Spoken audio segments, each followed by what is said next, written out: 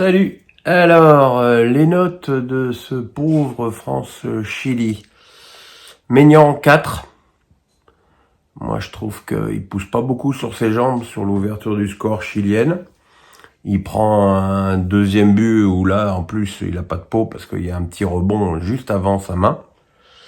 Mais il a pas non plus dégagé une impression de sûreté extraordinaire. Puis il a encaissé 2 buts, quoi. Qui est à peu près le maximum, plus un poteau, ce qui est à peu près le maximum qu'il pouvait craindre sur ce genre de match.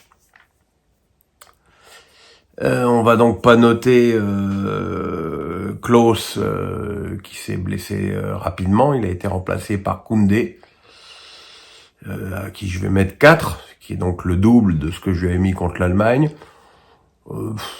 Défensivement, toujours aussi étrange dans son placement, mais il a donné un bon ballon à Mbappé en première mi-temps sur le plan offensif, et il a fait quelques efforts plus évidents que d'habitude dans ce domaine, mais enfin c'est pas l'avenir à ce poste, c'est évident. Saliba 5, déjà 5 parce qu'il a bien rattrapé un coup important en toute fin de match. Et puis parce que globalement, il a pas trop mal géré les situations, même si il dégage pas dans cette équipe de France une confiance extraordinaire et qu'il a raté quelques relances. Konaté 4, une déception, parce que pour moi, il fait partie des joueurs qui sont indiscutables en charnière centrale de cette équipe de France, et que là, je l'ai trouvé mou, sans force, alors que c'est quand même son gros point fort, et pas très tranchant dans ses interventions défensives. Et puis évidemment la participation au jeu quasiment inexistante. Lucas Hernandez, non c'est pas Lucas, c'est l'autre Hernandez, Théo Hernandez 5. Très étonnant parce que on l'a quasiment pas vu sur le plan offensif, alors que c'est son gros point fort en sélection. On l'a simplement vu pour son super centre sur Kolo Muani, mais alors que c'est son habitude, il a absolument pas combiné avec Mbappé dans ce match. Donc un petit peu étonnant. Il fait partie de ces joueurs de l'équipe de France qui ont clairement joué ce match sur la retenue. Tchouaméni 4. Alors, mais encore heureux, hein, il a quand même ramassé quelques ballons. Mais encore plus, lorsqu'Antoine Griezmann est pas là, on demande aux 3 milieux, qui sont donc tous les 3 plus à vocation défensive que Grisou, d'en faire un peu plus sur le plan offensif. Et offensivement, ça a été le néant total. Dans un match où l'équipe de France avait quand même assez régulièrement le ballon, et je trouve quand même que pour un joueur qui joue au Real Madrid, j'attends quand même beaucoup plus.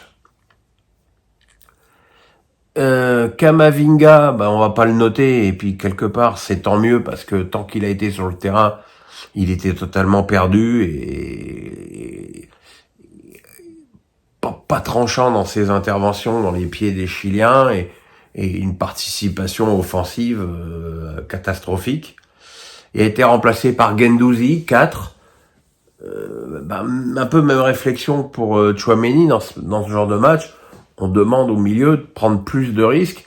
Or, dans ce match, je pense que Guendouzi, il a joué 8 ballons sur 10 vers l'arrière, et qu'évidemment, ça fait pas progresser beaucoup le jeu de l'équipe de France. Pourtant, il fait partie des joueurs qui ont été bien accueillis, mais il n'en a pas profité. Qui c'est? J'en ai oublié un au milieu. Ah bah oui, Fofana. Allez, Fofana 7. Parce qu'il fait une très grosse première mi-temps, il égalise d'une frappe enroulée du gauche, et puis il était lui très présent à la récupération, mais lui il a apporté ce dépassement de fonction vers l'avant que les autres milieux de terrain de l'équipe de France n'ont jamais fait, Et pour ça, il faut lui en montrer de la gratitude. Il a été moins bon en seconde période, mais bon, il avait largement fait le boulot en première. Colomani 8. Ben, en tout cas, voilà un secteur où Didier Deschamps a prouvé qu'il avait raison de lui maintenir sa confiance. Il a fait un très bon début de match où il a provoqué balle au pied. Beaucoup de fautes ont été commises sur lui. Il avait beaucoup d'envie. Il a égalisé d'un but de la tête où il a une détente magnifique. Et puis que dire de cette action individuelle sur le côté droit et son centre en retrait parfait pour Giroud. Son meilleur match de l'année, toute compétition confondue. Et qui sait, ça va peut-être lui donner un coup de boost pour la fin de saison avec le PSG. Giroud 5, je sais pas, je crois qu'il a touché 25 ballons dans le match. C'est évidemment famélique. Quand t'es attaquant et que t'es en plus dans l'axe, tu n'as pas de... Si t'as pas de ballon, tu peux rien faire. Mais quand il en a eu un, il l'a mis au fond avec beaucoup de maîtrise. Mais bon, c'est la seule chose qu'on puisse trouver à dire de lui dans ce match, parce qu'encore une fois, quand tu touches aussi peu de ballons, tu peux pas être responsable de ça. Mbappé 3. Alors, est-ce que c'est parce qu'il était conspué par les analphabètes des tribunes? Alors quand je dis les analphabètes des tribunes, je disais la même chose quand c'était Djibril Cissé ou Nasri qui étaient conspués au Stade de France.